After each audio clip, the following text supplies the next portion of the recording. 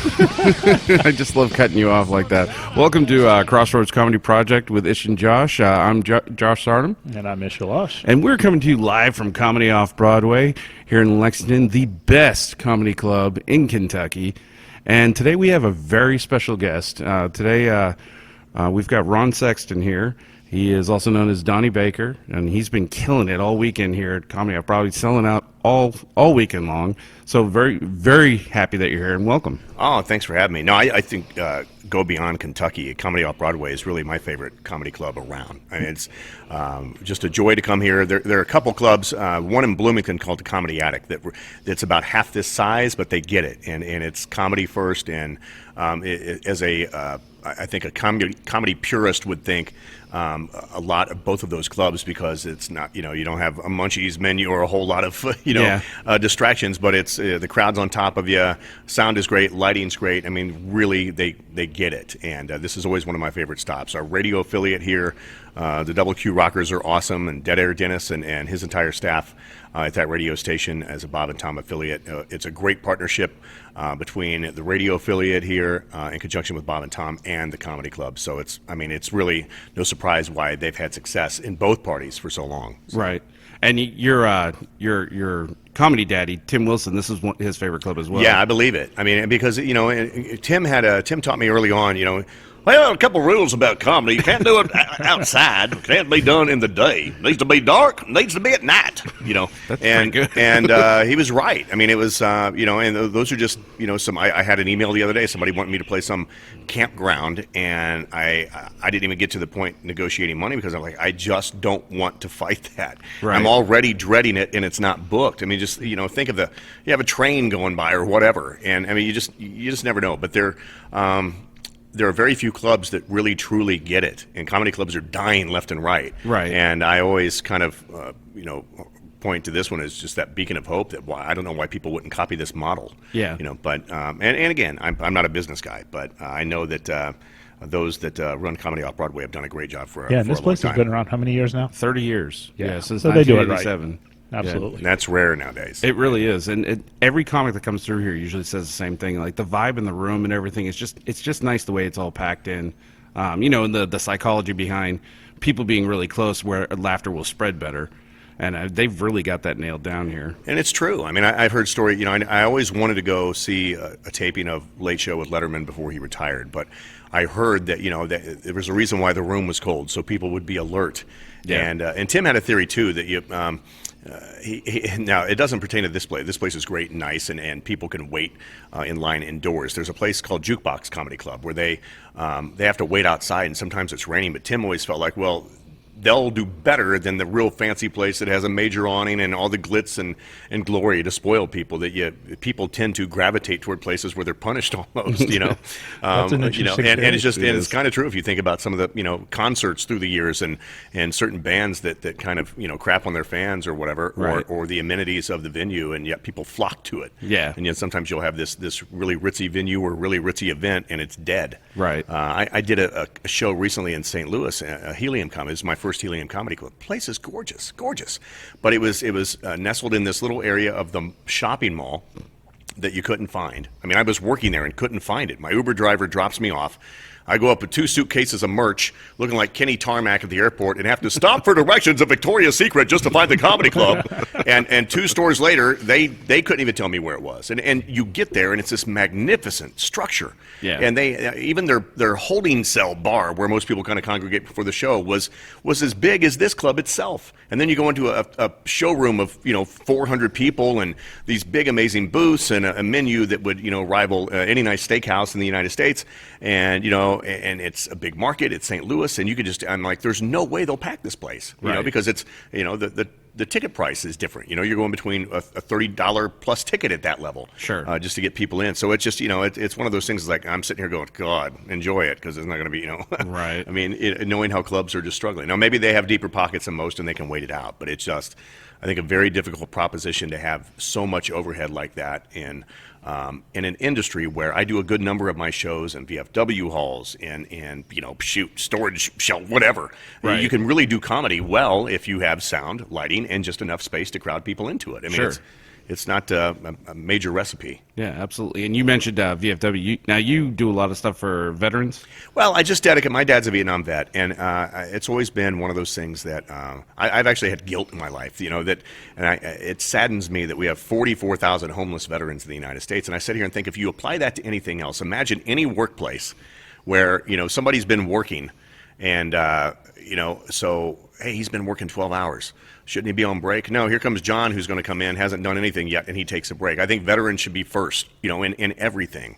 And for whatever reason, and not just the Vietnam era, but it seems like it's one of those things we take for granted. And coming off the election when the country was so divided, and it's really the one thing in the show. I do a little toast with the Hillbilly Jägerbomb, I mix Mountain Dew and Budweiser. But I always thought, hey, this is one thing we can get behind. I mean, if you can't get behind those who served to protect us and those who, I always say, put us on the map. People, put us on the map and keep us here, then you're a dick. So every day should be Veterans Day, state law. And I, do it, but I really mean it. It's from the heart. And it's one of those things that I'm too old to serve now, but I think the least I can do is just try to applaud them. I always ask that they stand and get the biggest ovation of the show because I really, truly believe that they deserve it. And that was the first thing that endeared me to you, because I've seen you 18 times now, because I work here. But I served 16 years. My father's a Vietnam vet. My grandfather served in World War II. There's been a Sardam in every conflict. Oh, that's great. Since the Revolution. Well, thank you for your service. Well, and to your I family, appreciate man. that. That's awesome. I didn't know that about you. Yeah, that was something that really endeared me to you. Awesome. And that's why I talked to you about the honor flight, because I'm actually going to do one for my grandfather and my uncle who just passed away. My uncle who just passed away was in Korea. Okay. So I mean, I'm going to do honor flights for both of them. That's why I was curious if you had gone yet. I was. I had scheduled some time off this past fall, and then my dad was informed that they still had a lot of World War II vets that were scheduled to go before the Vietnam era. So hoping to this spring at some point. And at this point, I'll bang a gig just to make sure that I can go. Because I don't want to miss a chance and put that off and put it off. And you don't, because everything that everybody that's gone has told me it's just amazing. Yes, it really is. It's heart touching, and it's just I believe it. There's not a dry eye in the place. Yeah, I believe it. Yeah. So back to Donnie Baker. You guys met up with each other. Was 2006, April 2006? 2005. 2005. Yeah, I started with Bob and Tom in 2005. It may have been 2006, but I think it was 2005. And so when Tom hired me at that time, I had worked in the building on the AM station and worked actually at that time for a national show called Fox Sports Radio with Mark Patrick. So it was Mark Patrick on sports. We were the morning show, kind of the East Coast wake-up show before Tony Bruno. And I was there for about 3 years, and then they had some changes, so I was looking at basically getting out of broadcasting. It was a very sad time in my life, have another kid on the way. I had left a great job with the Indianapolis Colts to get back into radio full-time, took a pay cut, gave up a company car, a lot of perks, and now I'm looking at this being the worst career move I've ever made because now I'm on the brink of taking some marketing job that was just going to rip my soul immediately. And the few times I tried sales in my life, I summed up, and I'm glad people can do it. My dad sold cars for 30 years, and I respect it. I can't do it. I always summed up my sales experience, and very brief, albeit in a couple, but that even when I told the truth, I felt like I was lying to people. And so I didn't want to go back into that industry again. I didn't want to, even though it wasn't straight sales, it was still kind of like that. Sure. And so I had emailed Tom. I was actually booking office parties. I was still doing comedy and was at Crackers Comedy Club in Broad Ripple and booking office parties, and we were on holiday break. So I just emailed Tom, and I was told at that time they didn't have anything in the budget, and I understood. I mean, they were number one without me. Sure. And for years I'd been giving tapes trying to audition, or hey, I can do this voice, that voice, and again, they didn't need me. They had plenty of people. They had Mark Patrick, Steve Salgi, all these great voice guys behind the scenes, not to mention, Chick with Mr. Obvious and all those great things. Great. That's a great skit. I mean, so I emailed and just said, hey, Tom, I would like to, I'm taking this marketing job, and I would just like permission to keep coming in the building. I'd done a few things at that point. I had a bit where I called in as Jim Rome to Frank Caliendo doing his Jim Rome, and Tom put that on an album. So it kind of opened their eyes. And then Bob and Tom started having local comedians come in that 10 a.m. to 10:30 slot local, and just to fill some time. So they had always known me as Ron, the sports guy in the building, and I came in one day and did some of my comedy material, and so I kind of had to go outside of the building to get back in where I wanted to be. And so he replied to that email, and it was Christmas Eve, and he said, don't take that job. You will start working here on January whatever when we came back, and I started crying. I was I like, mean, oh my God, yeah, because at that time all I had was a character, Floyd the Trucker, that at that time I did on the AM station called Trucker Steve. Right. And Tom said, no, let's we'll call it Floyd the Trucker, the world famous trucker, Floyd Tucker, the world famous. So we're outside a restaurant, and he's like, well, I don't want to do Trucker Steve. So he comes up with this, which was great. It was a perfect fit, and Dr. Phil, I think, was the only other voice I had. So, I mean, if you were buying stock in me, that's a pretty big gamble. Sure. Because, I mean, I could do other voices, but I hadn't really applied any kind of catchphrase or hook to even make it relevant, and was still had major, stage fright on that show, on that platform. And so... and who can blame you? Absolutely. Yeah. I mean, I grew up listening to Bob and Tom. Absolutely. And when I grew up listening to it, Mark Patrick, a great friend of mine, did a character that was, highly popular called TC. TC would call him with traffic and never talked about traffic and always talked about sports. TC, man, hey, how's traffic, TC? Oh, it's smooth, and it was just this hilarious bit every day at 7:20, and people would stop their cars, to listen to it. And So Mark was a great, because I would do some bits during our Fox Sports radio time, and I learned a lot. I mean, he built a great career at Bob and Tom and was able to syndicate himself before Bob and Tom went syndicated. Then he kind of had to scale back. But I think that everything worked out properly, because had I gotten a chance 5 years before, I probably would have bombed. But because I weathered the storm, learned how to do comedy, that was the key. I felt like when I finally got my chops on stage, I felt like a Jedi Knight. That scene where Luke comes back, he's not afraid of Jabba the Hutt because he had become a Jedi, you know? And so I kind of had that reference. Well, I had that confidence. So then, even having just Floyd and Dr. Phil, I was able to I kind of got to figure it out now. There's a little pattern to this. When you call it, you got to know how the hell you're going to start, and you definitely got to know how you finish. Sure. What am I going to go to? Yeah. Where's the ejector seat? And so anyway. Donnie, in 2005, around April, I kind of had this idea. I wanted to come up with a character that when the phone rang on the show, the listeners couldn't tell if it was real or fake. So that was the goal. And just through people watching, and I had a buddy of mine, played slow pitch softball all the time, my buddy Joe Emmert, would say, swear to God, over and over and over. And it wouldn't even make sense. I mean, that's where that came from. Yeah, I swear to God, all the time. He just over. So that's kind of where that came from. His name is Joe Emmert. He went to high school with me. We're great friends. And but I would notice when Bob and Tom would do album signings, you would always see these people that would come up, and rather than just have a polite chit-chat, they were always a little too familiar, or would always kind of cross the line. I know your real name ain't Chick. I bet you 50 but hey, watch this. And try some trick with quarters. Bob told me there was some guy that came up one time and had these 2 quarters and tried this trick that just flopped, but it was so and the guy did, was not even remotely ashamed that it bombed. I'm going to do it with nickels better. Hey, you anybody got a nickel? No, it's actually okay. Now I need 2 dimes and a nickel. Watch this. I'll make him spark, So I just kind of... By people watching, I would go after the show every day to this riddled mall called Washington Square Mall that used to be vibrant when I was a kid. Now it's just it's awful. And I don't know. I think it's still open, but it's one of those malls that you can just, when you walk in, they had a gym in it, had a church in it. Anytime you find a mall with a church, the mall sucks. Yeah. So I would go people watch, because that's where the Donnies would hang out. Sure. It's mostly an urban mall, but once in a while you'd see that Donnie go, I'm safe here. I ain't worried about nothing. Plus you get better bargains on gold. So anyway, so I just people watched and stared and, watched the chicks in high tops that Donnie would think are fire ass hot. And so kind of built a character. And Bob was on his honeymoon. Long story short, the first time I call in is Donnie. They were talking about pickup lines. And I'm on hold and wrote one of the best jokes I ever wrote on hold. That's why I kind of believe that, it was, I got some lucky charms from above. But it was how about a 3-way, me, you, and some of this pork? And Tom loved it. And it was the highlight of the bit. And then Tom goes, hey, I'm not quite sure what that was, but let's try it again when Bob comes back. And when Bob came back, I was nervous because I knew that, okay, I'm on trial here. And the calls had gone well, but if this bombs, Bob his laugh was the signature of that show. Yeah. If you don't get Bob's laugh, you got nothing. Now, do you do an impression of Bob as well? No, I don't. No. That's a hard voice. I think so too. It's just he's just such a natural. Bob is still the quickest trigger in comedy ever. And I really miss him on the show, but damn nobody. And he was such a great listener. It's because he listened so well. And when Bob and Tom were on television, you could see that he was the one, Tom was always, Tom is distracted by anything, air. And, and so Bob was the one that always listened, but that's why he was just so quick and quick-witted. But and man, his laugh was everything. But the call was struggling, and Tom saved it. And he said, "Hey, Donnie, tell Bob some of those pickup lines that you told us worked last week," and it saved the bit. So that's kind of how Donnie came to be. And then after Donnie, it was by traveling, doing comedy. Again, people watching. I'm in airports, and I noticed every time the wheels hit the ground, there was some dick, "Hey, we just landed. No, I'm going to meet you at the Avis desk. No, Carousel 4 is hot. Get my bags off 7. Bravo 14 is where Tom's coming in. We need to meet up with Tobic. Hang tight, I got a phone call."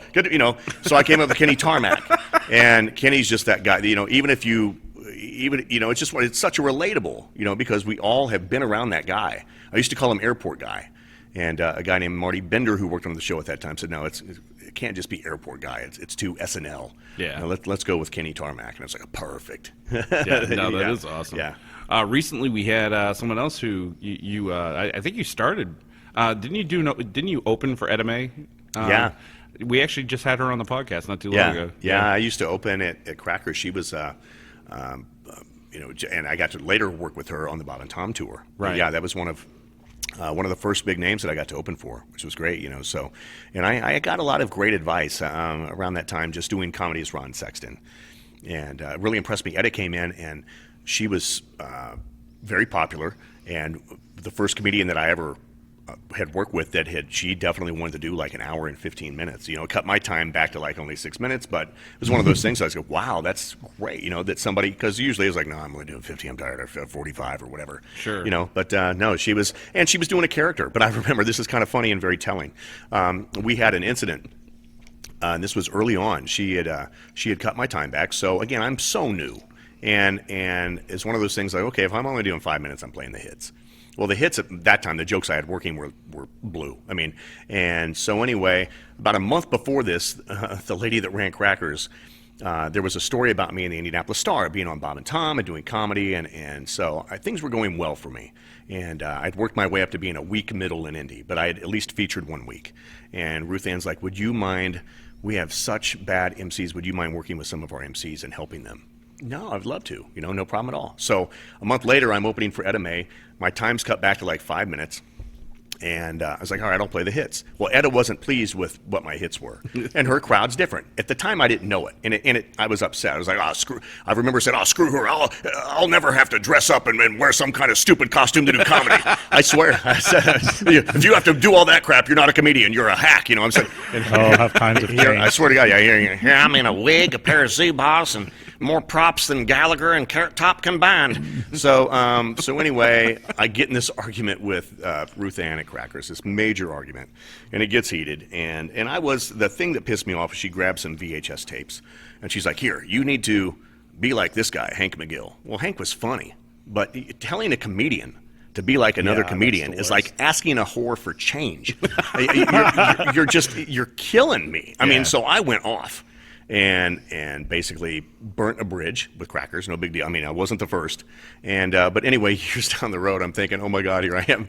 It's funny. I'm sitting here, and just my disdain of the moment. Nothing against Edda May. Brenda was always nice to me. And I think I ended up telling, when we worked on the tour, I may have shared that story with her. I can't remember, but it was ironic because that night she had opened for me. Things had come full circle. Yeah. So I was wearing more garb than her to do a character, and she had opened for me. But well, don't feel too bad because they're actually closed now.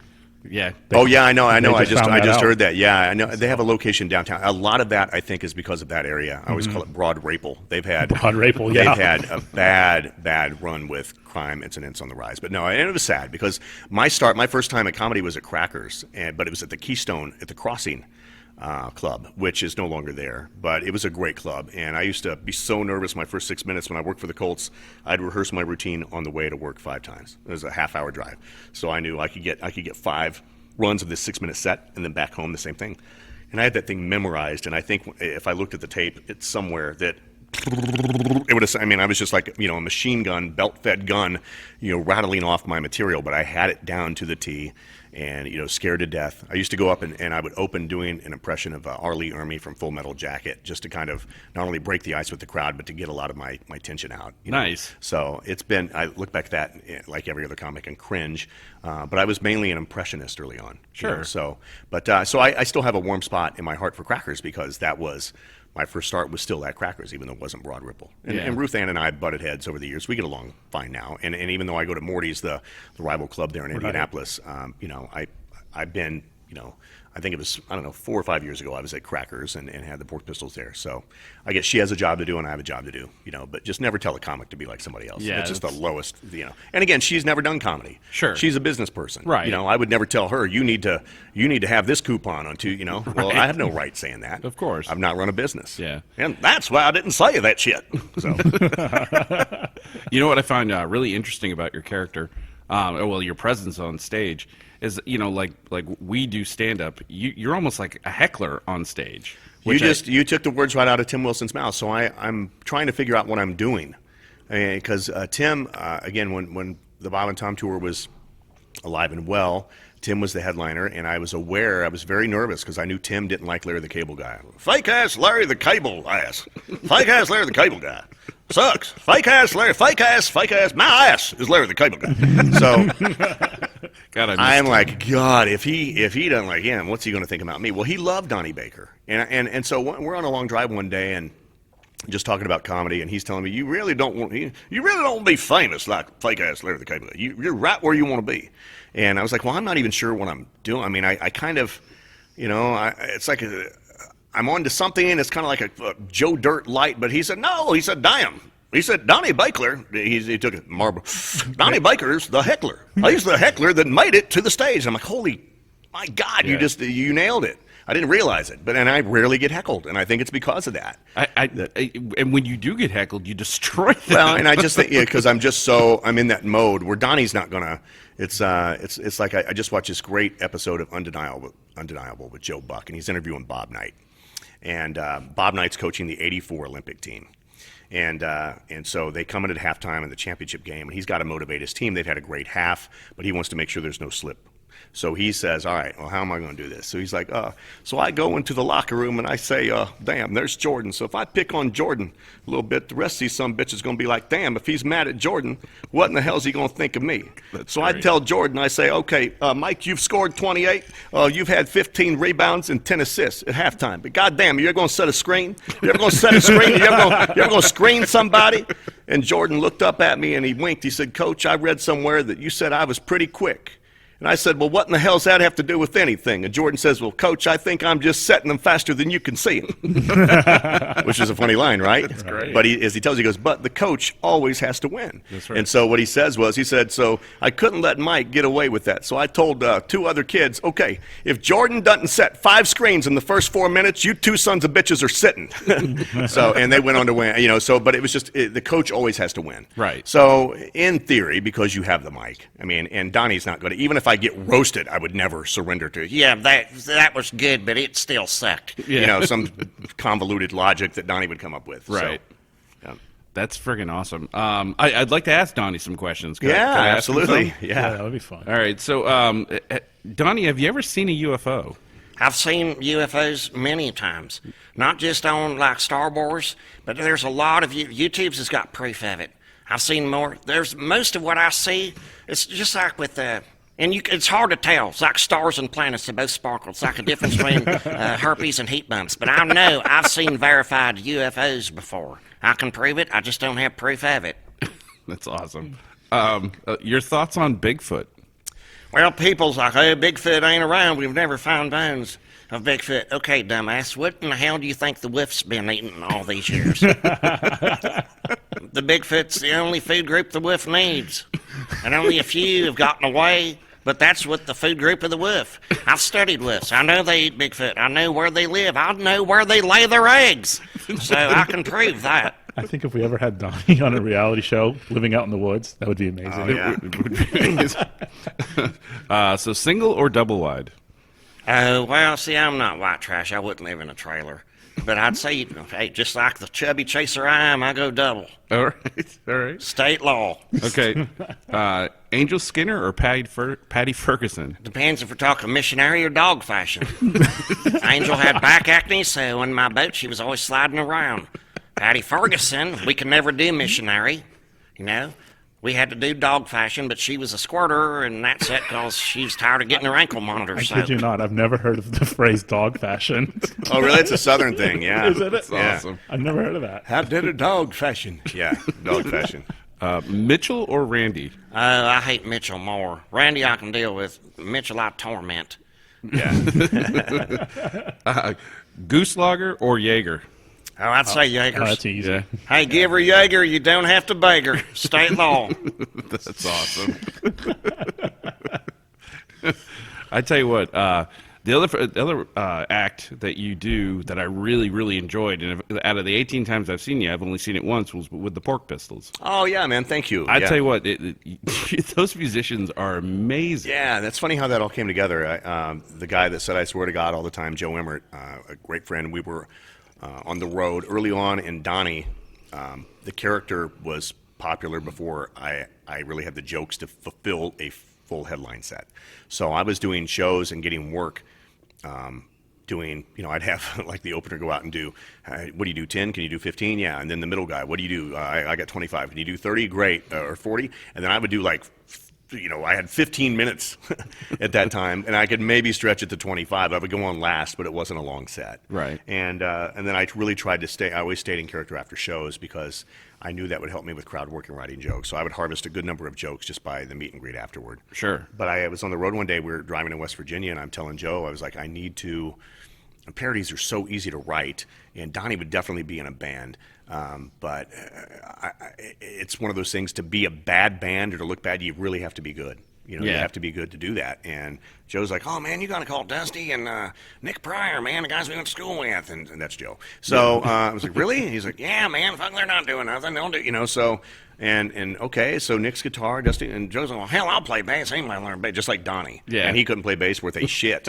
And matter of fact, our first audition to get on the tour, Joe was unplugged. Oh, wow. He held the bass.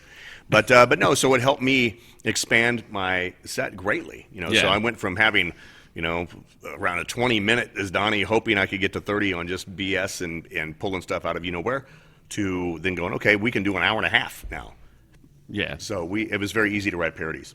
It always made me laugh really hard, like when you're in the middle of a song and all of a sudden you just turn around and start yelling at Dusty, Yeah. but you're the lead singer. Yeah. That shit cracks me up Thanks, so hard. man. No, thank you. That's fun. I mean, and Dusty gets a kick out of it, too. And that's the thing. They're great guys, and Yeah. they get it.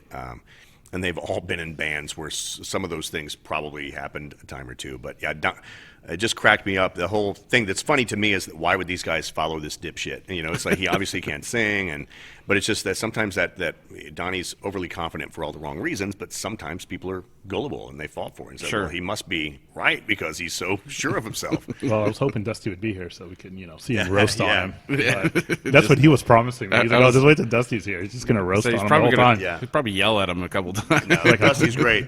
Yeah, he is. He's great with that. So he's been a great sport about it.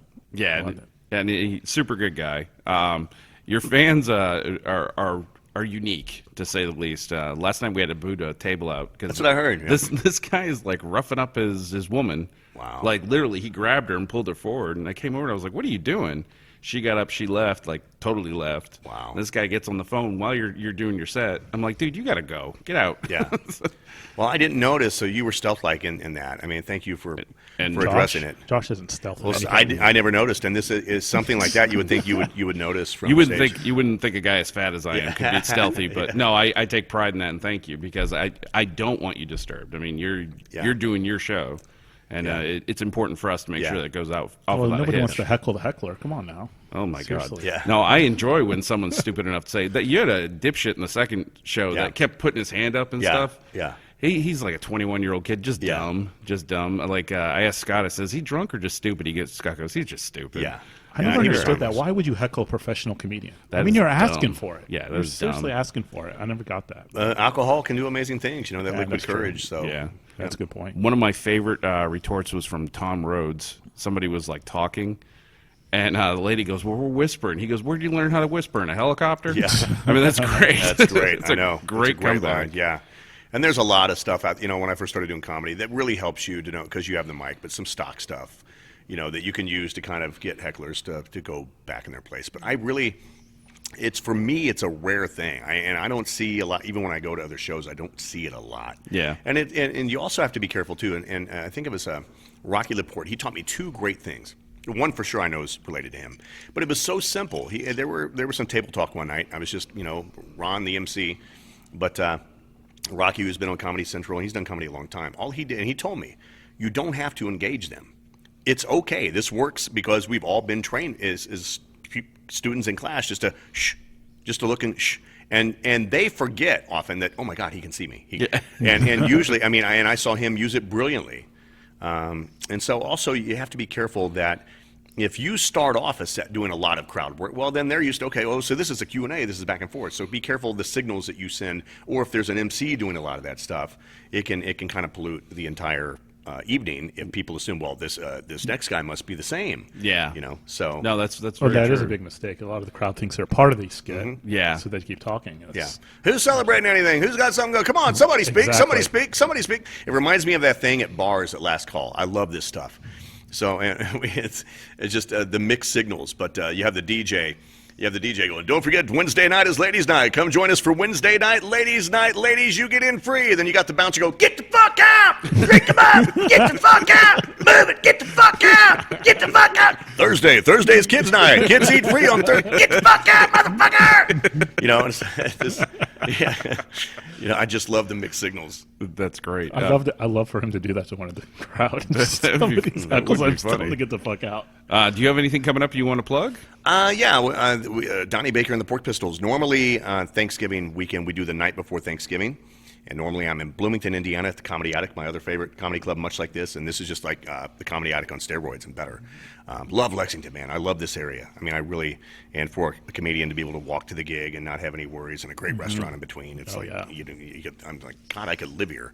And in any event, we'll have the Pork Pistols the night before Thanksgiving and then the Friday and Saturday after Thanksgiving at Morty's Comedy in that's Indianapolis. And so that'll be fun. I'm looking forward to that.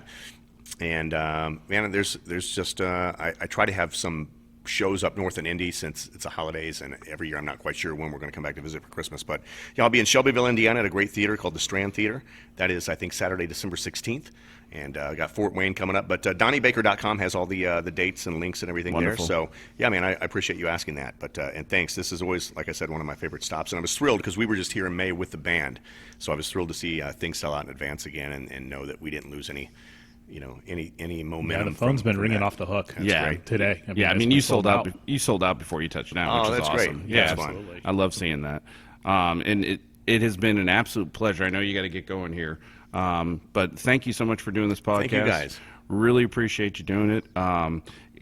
Guys, we've got an email now. It's crossroadscomedyproject@gmail.com. I keep forgetting to mention it like a knucklehead. But if you guys have any questions or you want to see us do anything on here or ask any particular guest to come on, let us know. Or if you just want to yell at Ish, I'm always for that. Yeah, everyone yells at me. Did you know that you did a show here with an Arab and a Jew? Oh, I didn't realize Isn't that. that Yeah, amazing? it's all right. Yeah. The premise of it's we're at a crossroads, right, in the United States and the world. Well, if a Palestinian and a Jew can sit here and do a podcast together, and we're actually great friends, why can't we all just get along and move forward? An Arab and a Jew on my brother's birthday? Jesus Christ. That was great. What about this shit? That's awesome. Well, Hit the road, you prick. Yeah, I love that. that's awesome. Well, thank you very much for being on the show. Thank you so much, man. I appreciate it, Ron. For Ron Sexton and